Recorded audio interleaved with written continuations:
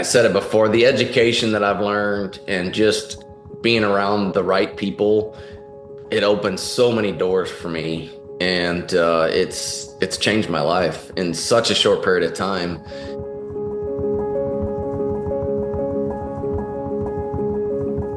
Well, welcome everybody, and excited to have everybody watching this conversation with Gabe Hutchins and myself. So excited to spend some time with you today, Gabe. Yeah, looking forward to it for sure. Now, for everybody that doesn't know you, I feel like you're getting quite the fame inside of the Tax Lien Code family. But for anybody that doesn't know you so far, maybe just a quick introduction. Give me your background. I see a nice banner behind your shoulder and a horse statue. So tell me a little bit about your professional background. I've been professionally training horses for over 20 years now.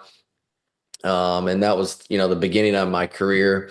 And then partway through that, my wife and I had started a breeding business, which is now our main focus of the business we've been doing. But I've been competing for over 20 years now on the reining horse as a professional trainer. That's that's been my career. I'm sure you have lots of blue ribbons. Is it blue ribbons in your business? It's been very good to me. I've been very successful. So I do. I've got a lot of blue ribbons. I've been very fortunate. Yeah. And I hear you had some pretty professional or pretty famous clients and customers. Yes, we have. Yeah, we have. That's the latest one is we've did some business last fall with Taylor Sheridan. He's really changed. He's changed our industry. He brought so much. He started a horse show called Run for a Million, and they created a TV show about horse trainers that are in the reining horse business called The Last Cowboy. And it's still going. I think it's seventh or eighth season now. It started the first year that Yellowstone started, and it aired after Yellowstone. So all those people that follow that, it brought so much light to our industry that people didn't know we even existed. And really, he's changed our industry. So yeah, we've done some business with him. Industries change all the time. Yes. And how did experiencing the change in that industry prepare you for maybe adding a whole new industry, adding real estate to your business, but also maybe preparing you for changes in the real estate industry? I think you have to be prepared for change.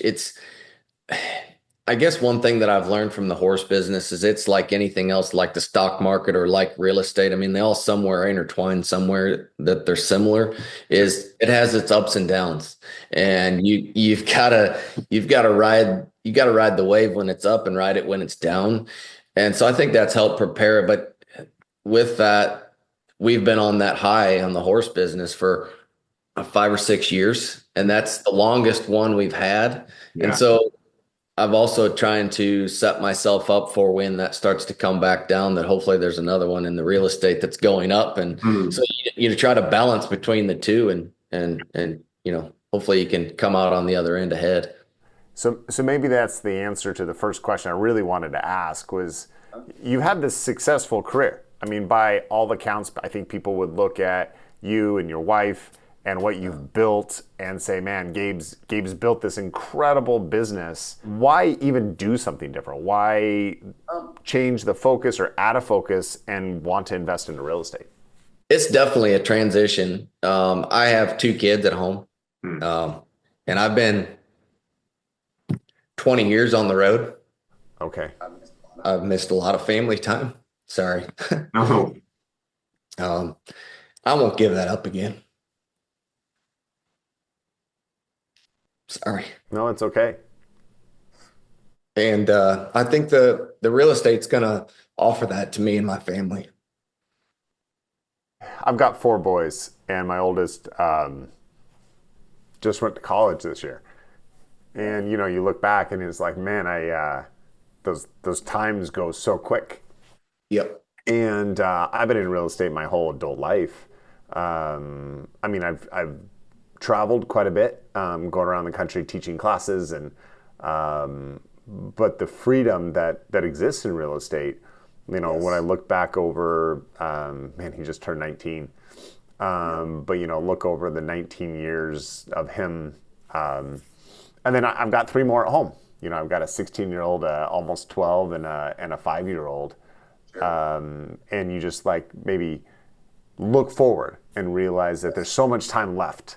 There is, and I'm still at an age where I feel like I can start a new career, and Yeah. I have the time, and it opens. It's already started to free up time for me that Yeah. I wouldn't have had in the past. It's so that's really exciting part for me. So let's go on a timeline real quick, if that's okay. Because by my quick math, I think you're about 6 months into your journey with Tax Lien Code.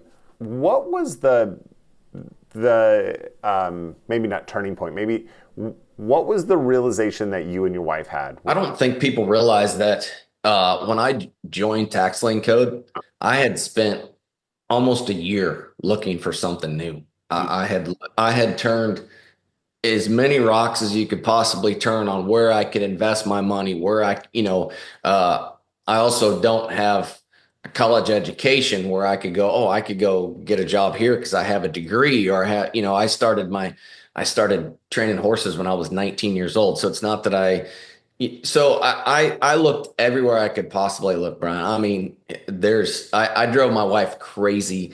I went and looked at franchises. I spent a day with a franchise owner of laundromats.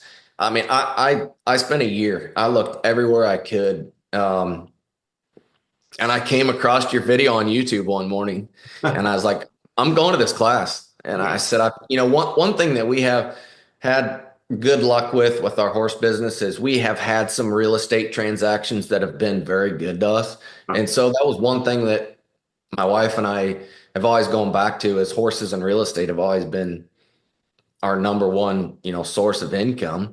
Yeah. And so I told her, I said, I'm going to look into this. And I went to the classes, and here we are. I mean, there's so much noise on social media right now, and there's so many opportunities. It feels like everything exists, right? People have every single opportunity, whether you want to buy a laundromat, whether you want to start a fast food franchise, trade crypto, anything like that. So it's interesting that you spent a year and stumbled into real estate. What was the thing? What was, I feel, man, now I feel pressure, Gabe. All of these things that you could have picked, you picked real estate, you picked Tax Lien Code. So the biggest thing that I guess it's the foundation class, which was what our second or third class that we went to. Yeah. The education was almost overwhelming because it was so much in a few, and I just felt like I left there educated, and I learned so much in a short period of time that it was overload, right? Yeah. But I left there and feeling like I was educated enough to take this path and go with it. Yeah. Not only that, but having the access to people that have done it for years that are willing to help you and educate you as you go along. Yeah. That was, to have that extra person. I mean, that's how I got started in the horses too. I worked for somebody for years before I stepped off and did it on my own. So you've got to have that, Yeah. and instead of just trying to start a new business all on my own and learn the hard way through business that, that I've been able to rely on other people to help me, that I haven't had to make those mistakes. it's so interesting because I think one of the challenges we have as entrepreneurs is we believe that we're lone wolves, that there's this success in doing it myself, and I'm going to figure it out, and I'm going to watch YouTube videos, and I'm going to read books, and I'm going to do all those things, which we do. It's interesting that you took your experience from horses and realized that you had I'm going to call it a mentor, a trainer, somebody helping you through that process, and realized that helped you be successful 20 years ago. Absolutely. And so you just followed the same pattern now. Yeah, that's for sure. Okay, so let's go back to that foundation class, because I've got a file over here on my desk of what you did at the very beginning, and I want to talk about your houses in a second. But right out of the bat, you went to that foundation class, and you bought what, 15-ish, 17? Yeah, I think I ended up with 17 liens last fall. Mm-hmm. Yeah. And a chunk of them have redeemed, which is fantastic. That's always kind of the goal. But I think most people would look at this and they range, right? They're all within a couple $100, it looks like. And I think a lot of people would look at that and be like, yeah, okay, so he invested a couple $100, like no big deal. Yeah, right. Yeah. But what did that do, right? Like, I remember the first tax lien I bought and that first redemption coming in. What did that do for your mindset, for the trajectory of your business? I think it just justifies the fact that that was my first initial. You got to take that chance, and yeah, it wasn't a lot. It was like you said, a couple $100. But when you go to that mailbox and you get those first checks, and that was when I first started this, I was way more into it than my wife was. But that first check came to the mailbox, and she opened. She's like, "What is this?" Like, what do you mean, what isn't? She's like, we got a check from somewhere in Florida, some county in Florida. And I'm like, that's our tax liens we invested in. She's like, really? I'm like, yeah. And so when you see that and you're like, okay, well, I guess for me, that was just the first part to get started. And so I have some goals for tax liens this year that are going to be way different than that. But I think it justifies the education that we learned and standing behind what it is. I guess that part came pretty quick for me. I was lucky. One of those redeemed fairly fast. And so that's where I was like, okay, this is just the beginning for me on this journey. It's weird to me. I love talking with new investors like yourself because something clicks, right? When that first one hits, for me, I'd been in real estate for 15 years probably before I ever found out about tax liens. And I remember the first person that told me and like sat me down, because you would always hear it in like whispers and there'd be a little like paragraph in a book or it'd be on a podcast and it was like this passing idea. And the first time somebody sat me down, I remember thinking like that can't be right. Because it has all the check boxes, right? Like it's the most secure investment that I know of. With a great rate of return. It's in most cases, right? We're shooting for a mid a double digit return. So you're getting a double digit return secured by real estate. Your security is massive, right? And you don't have to do anything, right? Like from the time that you buy the tax lien until, like from the time you click buy that tax lien until the check showed up in the mail, how much work did you put in? Yeah, nothing after I hit the button and paid for it on the computer. It was, after your due diligence is done, it's nothing. And I'm like, it's too good to be true. Like this can't really exist because if this is really what it was, like everyone would be doing it. And it amazes me after I've learned this and you look through, like you said, everyone would be doing it. When you look through the amount of liens that are eligible in the United States, everyone could be doing, there'd still be plenty of liens for everybody to go around. There's so many. That was a worry of mine too. Is there going to be enough? And then you realize how much is out there. There's so much. There's billions and the number kind of ebbs and flows every year, but it looks like last year was about $8 billion of unpaid property taxes. The one thing I think that was really attractive on the lien side for me too was in that year I told you I was looking through something to do different. I had looked at so many places to invest money too. When you look at returns, like right now the stock market, it looks pretty rough compared to it's very solid. And like you said, it's the security on it is really good. So through good or bad, I think the returns on liens is really, it's like you said, it's as secure as you're going to get in an investment. Well, what did that do for your state of mind? So you get those couple checks and then in the last, 2 months, 3 months, you bought 4 properties. Yeah, actually closing on number 5 Friday. Tomorrow? Yeah. Well, funny you say I'm closing on a house tomorrow as well. Sweet. Yeah, so we'll be twins. Okay, so you've got 5 houses. Yes. You were buying liens in October, November. When did you decide to start buying? Okay, so maybe stepping back a little bit.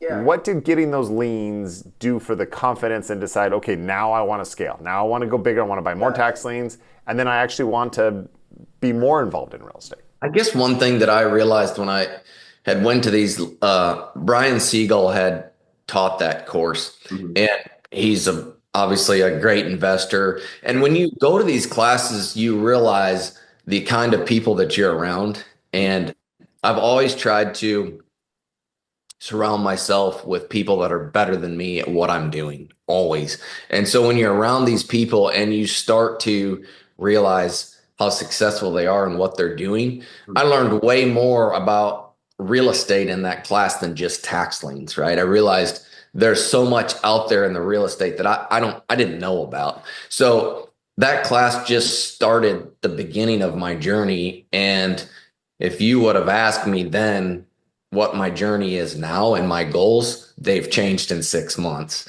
So it's, I guess, with these five houses that I've purchased, they're just a stepping stone now to the next piece where I want to go. They're just that's not the end goal for me at this point.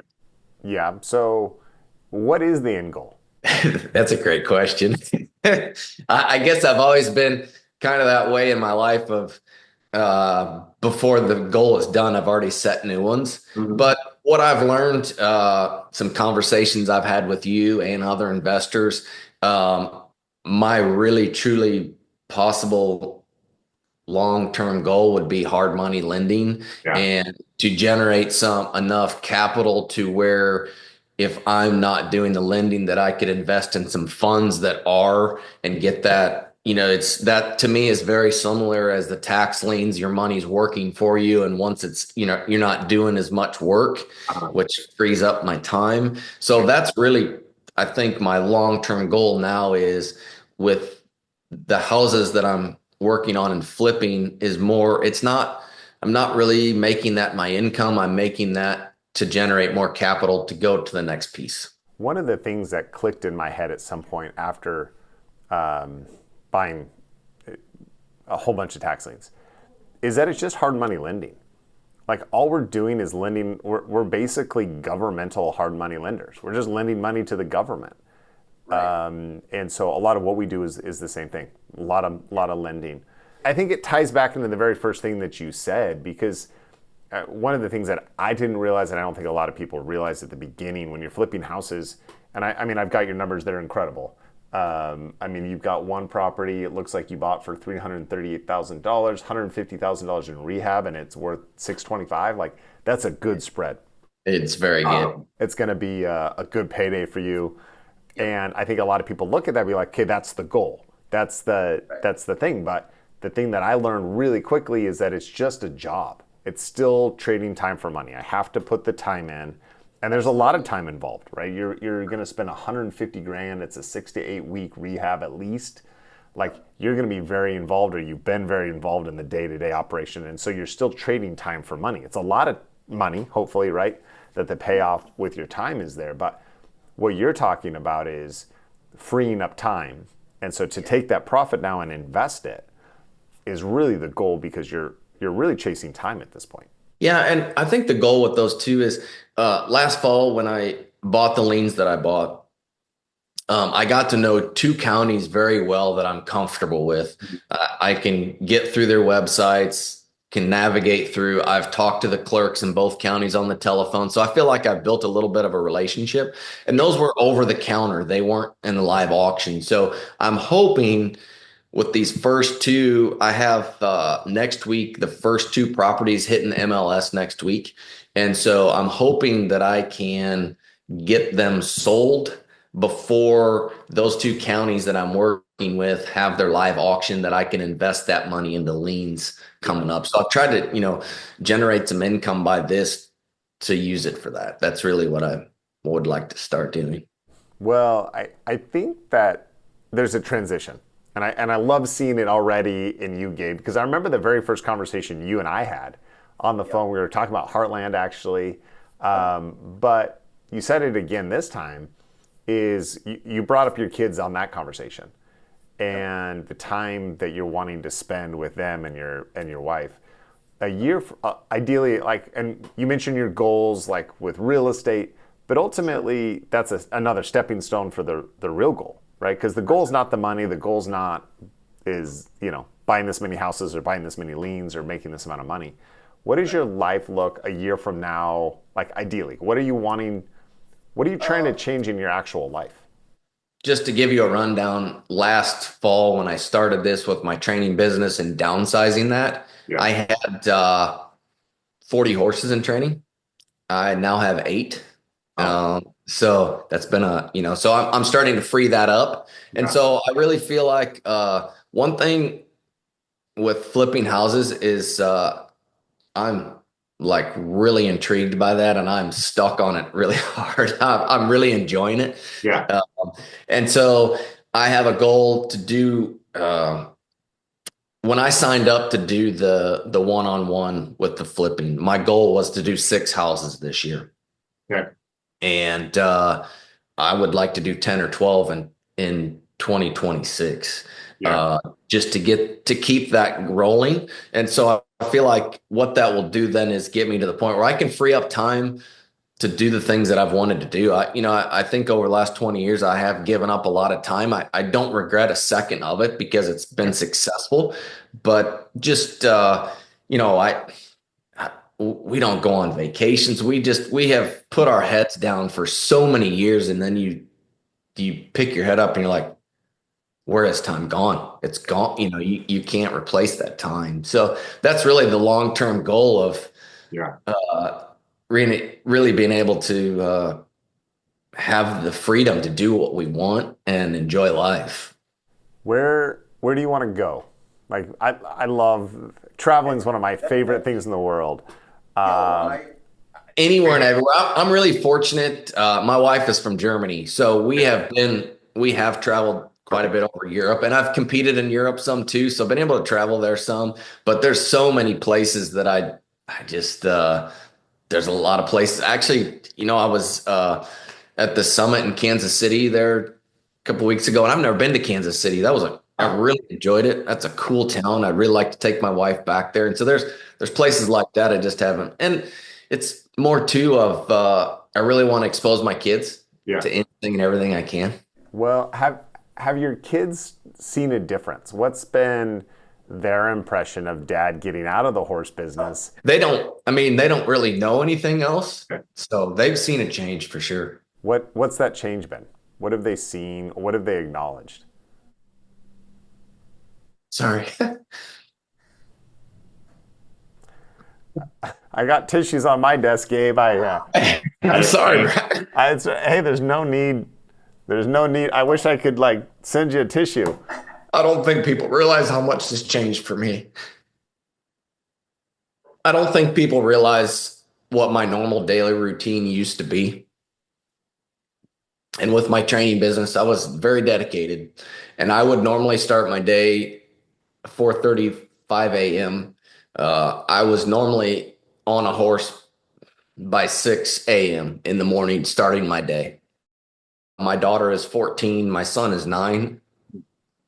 Um, Other than Sunday mornings, I started having breakfast for the first time with my kids. And that's changed my life. My wife came to me one morning and told me, she's like, I need you here. And I decided to make that change. And it's the best thing I ever did in my life. Well, Gabe, you got me.